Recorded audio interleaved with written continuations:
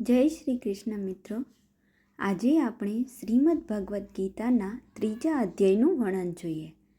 ભગવદ્ ગીતાના અધ્યાય 3ને કર્મયોગ કહેવામાં આવે છે. આ અધ્યાયમાં ભગવાન શ્રી કૃષ્ણ અર્જુનને સમજાવે છે કે માત્ર જ્ઞાનથી નહીં પરંતુ નિષ્કામ ભાવથી કરેલા કર્મથી મનુષ્ય મુક્તિ અને પરમ શાંતિ પ્રાપ્ત કરે છે. ભગવદ્ ગીતા અધ્યાય 3 કર્મયોગ, જેનું ગુજરાતીમાં સંપૂર્ણ વર્ણન, જેની શરૂઆત અર્જુન ભગવાન શ્રી કૃષ્ણને પૂછે છે, જો જ્ઞાન કર્મ કરતાં શ્રેષ્ઠ છે તો પછી તમે મને યુદ્ધ જેવા ભયંકર કર્મમાં કેમ લગાવો છો? અર્જુન મૂંઝવણમાં હતો. શું સંન્યાસ લેવો કે કર્મ કરવું? ત્યારે શ્રી કૃષ્ણ કર્મયોગનો ઉપદેશ આપે છે.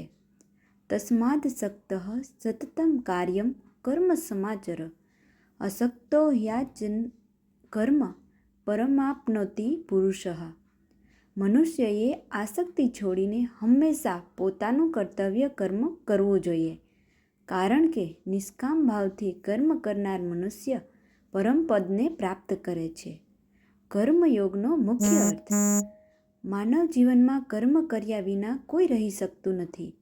પ્રકૃતિ દરેક વ્યક્તિ પાસે કર્મ કરાવે જ છે, એટલે કર્મ છોડવું યોગ્ય નથી, પરંતુ કર્મના ફળની આસક્તિ છોડવી જોઈએ.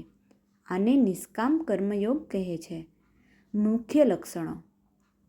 મુખ્ય શિક્ષણ: કર્મ કર્યા વિના જીવન શક્ય નથી. શ્રી કૃષ્ણ કહે છે, કોઈ પણ વ્યક્તિ એક ક્ષણ માટે પણ કર્મ કર્યા વગર રહી શકતી નથી. શરીર જીવતું હોય ત્યાં સુધી કર્મ તો થશે જ. બીજું, ખોટો સંન્યાસ વ્યર્થ છે. જો કોઈ બહારથી ઇન્દ્રિયોને રોકે પણ મનમાં વિષયોના વિચારો કરે તો તે ઢોંગી કહેવાય. સાચો યોગી એ છે જે મનને કાબૂમાં રાખે, પોતાના કર્તવ્યનું પાલન કરે, નિષ્કામ ભાવથી કાર્ય કરે, યોગ્ય ભાવથી કર્મ કરો. દરેક કર્મ ભગવાનને અર્પણ ભાવથી કરવો જોઈએ. ફક્ત પોતાના સુખ માટે કરેલું કર્મ બંધન આપે છે, પરંતુ સેવા, કર્તવ્ય, લોક કલ્યાણ, ભગવાનને અર્પણ ભાવથી કરેલું કર્મ પવિત્ર બને છે. શ્રેષ્ઠ માણસ જે કરે, લોકો એનું અનુસરણ કરે. શ્રી કૃષ્ણ કહે છે, મહાન લોકો જે વર્તન કરે છે, સામાન્ય લોકો પણ એ જ માર્ગે ચાલે છે. એટલે જ્ઞાની વ્યક્તિએ પણ સમાજના હિત માટે કર્મ કરવું જોઈએ. ભગવાન પણ કર્મ કરે છે. શ્રી કૃષ્ણ કહે છે, મારે કોઈ કર્તવ્ય બાકી નથી, છતાં હું સતત કર્મ કરું છું, કારણ જો ભગવાન કર્મ ન કરે તો લોકો આળસુ બની જાય અને સમાજમાં અવ્યવસ્થા ફેલાય. છઠ્ઠું, અજ્ઞાની અને જ્ઞાનીમાં ફરક. અજ્ઞાની માણસ હું કરું છું એવો અહંકાર રાખે છે, પરંતુ જ્ઞાની જાણે છે બધા કર્મ પ્રકૃતિના ગુણો દ્વારા થાય છે, એટલે તે આસક્ત થતો નથી. 7, પોતાના ધર્મનું પાલન શ્રેષ્ઠ.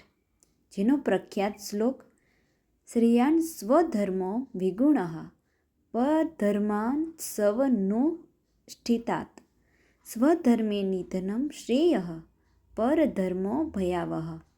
પોતાનો ધર્મ ઓછો હોય તો પણ શ્રેષ્ઠ છે. બીજાનો ધર્મ ભલે સારો હોય છતાં અનુસરવો નહીં. અર્થ: દરેક વ્યક્તિએ પોતાની ફરજ અને સ્વભાવ મુજબ કાર્ય કરવું જોઈએ.